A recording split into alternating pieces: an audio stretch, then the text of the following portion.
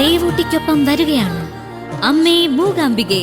November 24 മുതൽ എല്ലാ ദിവസവും രാത്രി 8:30 നമ്മുടെ സ്വന്തം സൂര്യ ടിവിയിൽ. നിനക്ക് കൊതിയായി അല്ലേ മാഡം? ഇവളിനെ ഒരിക്കലും ഇവിടെ കാലുകുത്താൻ പാടില്ലെന്നല്ലേ മാഡം പറയാൻ വന്നത്? അല്ല,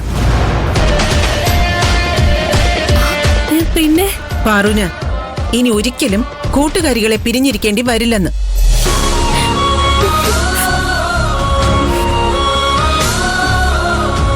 പഴയതുപോലെ 4 പേർക്കും ഈ മുറിയിൽ താമസിക്കാമെന്ന്.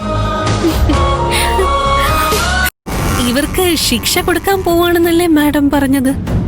ശിക്ഷ നൽകേണ്ടത് ഇവർക്കല്ല, നിനക്ക. ചെറിയൊരു തെറ്റ് പെരുപ്പിച്ച് കാട്ടി ഇവരോട് പക തീർക്കാനല്ലേ നീ ശ്രമിച്ചത്? നിനക്കാ ശിക്ഷ നൽകേണ്ടത്. ഇവർക്ക് ഇവിടെ എന്തോ ആണെന്നാണോ മാഡം പറയുന്നത്? ഇവർ എന്ത് തെറ്റ് ചെയ്താലും മാഡം കണ്ണടയ്ക്കുമെന്നല്ലേ മാഡം ഇപ്പൊ പറഞ്ഞതിനർത്ഥം? അല്ല, ഞാൻ പറഞ്ഞില്ലേ, ചെറിയൊരു തെറ്റ് ഇവര് ചെയ്തു. പക്ഷേ അത് ഫ്രണ്ട്ഷിപ്പിന് വേണ്ടിയാ. ഇവരുടെ ഈ ഫ്രണ്ട്ഷിപ്പ് അംഗീകരിക്കാതിരിക്കാൻ എനിക്ക് കഴിയില്ല. നല്ല കൂട്ടുകാർ പ്രതിസന്ധികളിൽ ഒരു ധൈര്യവും ആശ്വാസവും ബലവുമാണ്. ഇവരുടെ സൗഹൃദത്തിൽ നിന്ന് ഞാൻ പഠിച്ച പാഠം അത്. നിങ്ങൾ കുട്ടികളാ, ശരിയായ ജീവിതം തുടങ്ങിയിട്ട് പോലുമില്ല. ജീവിതത്തിൽ ധാരാളം പ്രതിസന്ധികളും പ്രതിബന്ധങ്ങളും ഫേസ് ചെയ്യേണ്ടി വരും. നല്ല ഫ്രണ്ട്സ് ഉണ്ടെങ്കിൽ അതൊക്കെ ഈസിയായി ഓവർകം ചെയ്യാൻ കഴിയും. എത്ര കാലം കഴിഞ്ഞാലും ഈ സൗഹൃദം നിങ്ങൾക്കിടയിൽ ഉണ്ടാവണം.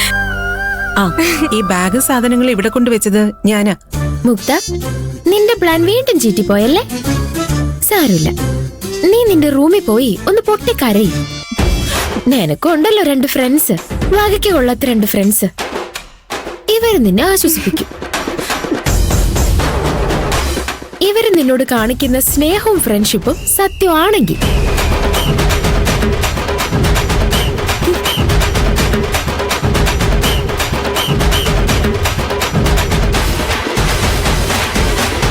മാഡം,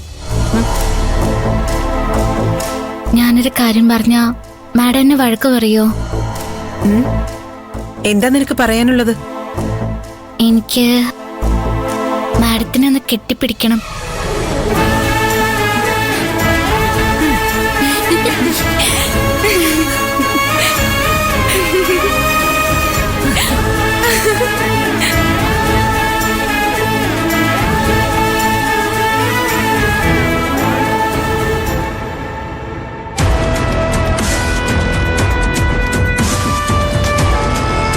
കൈലാഷ്,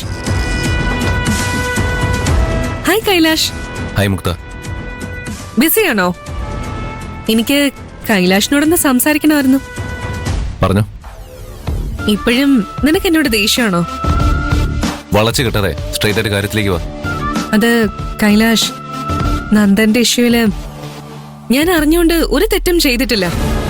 അങ്കിളിന്റെ മുന്നിൽ വെച്ച് ഞാൻ എല്ലാത്തിനും എക്സ്പ്ലനേഷൻ തന്നതാണ്. ഒരു കാര്യം കൂടി എനിക്ക് നിന്നോട് പറയാനുണ്ട്.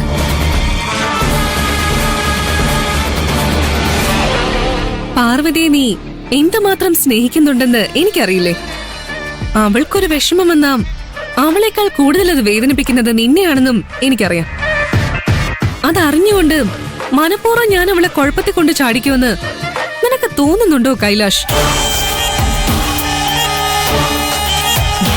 പാർവതിയെ പോലീസ് അറസ്റ്റ് ചെയ്തുകൊണ്ട് പോകുന്നത് കണ്ടപ്പോ ഞാൻ അനുഭവിച്ച ടെൻഷൻ അത് നിനക്കറിയില്ല. ഞാൻ അപ്പൊ തന്നെ മമ്മിയെ കോൾ ചെയ്തു. മമ്മി ഡൽഹിയില്. മമ്മിയുടെ ജൂനിയേഴ്സിനെ എല്ലാരെയും ഞാൻ കോണ്ടാക്ട് ചെയ്തു. പാർവതിയെ എങ്ങനെയെങ്കിലും പോലീസിന്റെ കയ്യിൽ നിന്ന് രക്ഷപ്പെടുത്തണമെന്ന ഒരൊറ്റ ചിന്ത മാത്രമേ ആ സമയത്ത് എന്റെ മനസ്സിലുണ്ടായിരുന്നുള്ളൂ. പക്ഷേ മമ്മിയുടെ ജൂനിയേഴ്സ് ആരും അവൈലബിൾ ആയിരുന്നില്ല.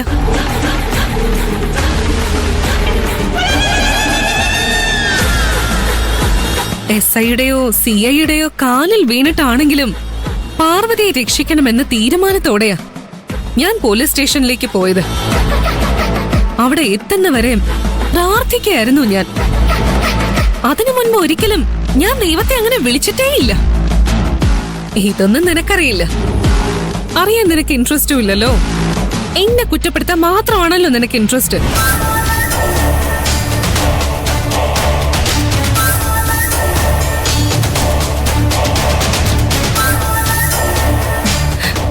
നിന്റെ മനസ്സിനെ വേദനിപ്പിക്കുന്നതൊന്നും ഞാൻ ചെയ്യില്ലെന്ന് നിനക്ക് അറിയില്ലേ കൈലാഷ്? പാർവതിക്കുണ്ടായ ബുദ്ധിമുട്ടുകള് അത് അവളുടെ ബുദ്ധിമോശം കൊണ്ട് മാത്രം സംഭവിച്ചതാ. എനിക്കതിൽ ഒരു ഇൻവോൾവ്മെന്റും ഇല്ല. കൈലാഷ്, എന്നെ ഒന്ന് വിശ്വസിക്ക്. Hey, leave it. ഇനിയെങ്കിലും എന്ത് ചെയ്യുമ്പോഴും ബി കെയർഫുൾ. കഴിഞ്ഞത് കഴിഞ്ഞു. അതിനെക്കുറിച്ച് തന്നെ ആലോചിക്കാതെ പോയി ജോലി ചെയ്യ്. കൈലാഷ്, ഞാൻ എന്റെ ഒരു സജഷൻ പറഞ്ഞ കൈലാഷ് തെറ്റിദ്ധരിക്കരുത്. എന്നോട് എന്തും പറയാനുള്ള ഫ്രീഡം നിനക്കുണ്ടല്ലോ മുക്ത. പറയൂ. അത് കൈലാഷ്, പാർവതിയെ കുറിച്ച് തന്നെയാ. എന്താണെങ്കിലും തുറന്നു പറയൂ. എല്ലാവരോടും പഴയതുപോലെ ക്ലോസ് ആയി ഇടപഴകരുതെന്ന് കൈലാഷ് അവളോടൊന്ന് പറയണം. മനസ്സിലായില്ല? അവൾ എല്ലാരോടും അടുത്തിടപഴകും. നന്ദന്റെ ആ സ്വഭാവമുള്ളവര് വേറെ ഉണ്ടാവുമല്ലോ. അവരതൊരു അഡ്വാൻറ്റേജ് ആയി കണ്ട് മുതലെടുക്കാൻ ശ്രമിക്കുകയും ചെയ്യും. ഇപ്പൊ തന്നെ എന്താ? വേണ്ട, അത് ഞാൻ പറയുന്നില്ല. എന്താ മുക്ത, നീ എന്താ പറയാമെന്ന്? എന്താണെങ്കിലും തുറന്നു പറയേ. അത് കൈലാഷിന് അറിയാലോ. കൈലാഷ് നേരിട്ട് കാണുന്നതല്ലേ പ്രിയനോട് അവൾ എന്ത് ക്ലോസ് ആയിട്ടാ ഇടപഴകുന്നതെന്ന്. മുക്ത, വേണ്ട. പ്രിയനോട് നിനക്ക് ദേഷ്യമുണ്ടെന്ന് വെച്ച് നീ ഇല്ലാത്തത് പറഞ്ഞുണ്ടാക്കണ്ട. അതിന് ഞാൻ തെറ്റായിട്ടൊന്നും പറഞ്ഞില്ലല്ലോ. നിന്നോടും പ്രിയനോടും പാർവതി ഒരുപോലെ പെരുമാറുന്നേ. നീ അവളെ പ്രണയിക്കുന്ന പോലെ പ്രിയനും അവളെ പ്രണയിക്കുന്നുണ്ടെങ്കിലും അതിനും ചാൻസ് ഇല്ലേ? മുക്ത, ഞാൻ എന്റെ വായിൽ വരുന്നതൊക്കെ വിളിച്ചു പറയാണെന്ന് നീ കരുതരുത്. ചിലതൊക്കെ കണ്ടപ്പോ എന്റെ മനസ്സിൽ തോന്നിയ കാര്യങ്ങളാ ഞാൻ പറയുന്നത്. ഇതൊന്നും എന്റെ വെറും തോന്നലല്ലെന്നും ഞാൻ പറയുന്നതിലും കാര്യമുണ്ടെന്നും ആലോചിച്ചാൽ നിനക്ക് മനസ്സിലാവും. പാർവതിയെ നീ ഒരുപാട് ഇഷ്ടപ്പെടുന്നുണ്ട്. നിന്റെ പ്രണയം അവള് മനസ്സിലാക്കുന്നുമുണ്ട്. നീ അവളെ സ്നേഹിക്കുന്ന അതേ അളവില് അവള് നിന്നെയും സ്നേഹിക്കുന്നുണ്ട്. അതുകൊണ്ടാ ബർത്ത്ഡേ ഫംഗ്ഷനിൽ അമ്മയ്ക്കും ചേച്ചിക്കും കേക്ക് കൊടുത്തതിന് ശേഷം അവള് നിനക്ക് കേക്ക് തരാൻ നോക്കിയത്. പക്ഷേ നീ എന്താ ചെയ്തത്? അത് കഴിക്കുന്നതിന് പകരം ആ കേക്ക് പ്രിയന് കൊടുക്കാൻ നീ അവളോട് ആവശ്യപ്പെട്ടു. നീ എന്തിനാ അങ്ങനെ ചെയ്തത്? അവന്റെ പിറകിലാണോ നിന്റെ സ്ഥാനം? പ്രിയനത് അഡ്വാൻറ്റേജ് ആയി എടുത്തു. അതുകൊണ്ടാ നീയും പാർവതിയും ഡാൻസ് ചെയ്യുമ്പോ അവൻ ചാടി വീണ് നിങ്ങളുടെ കൂടെ ഡാൻസ് ചെയ്തത്. നീ ചെയ്യുന്നതെല്ലാം പ്രിയനും ചെയ്യും. അവളാകട്ടെ നിന്നെയും അവനെയും ഒരേപോലെ കൺസിഡർ ചെയ്യുന്നു. അതിലെന്താ തെറ്റ്? പ്രിയൻ അവൾക്ക് ഒരുപാട് സഹായങ്ങൾ ചെയ്തു കൊടുക്കുന്ന ആളല്ലേ.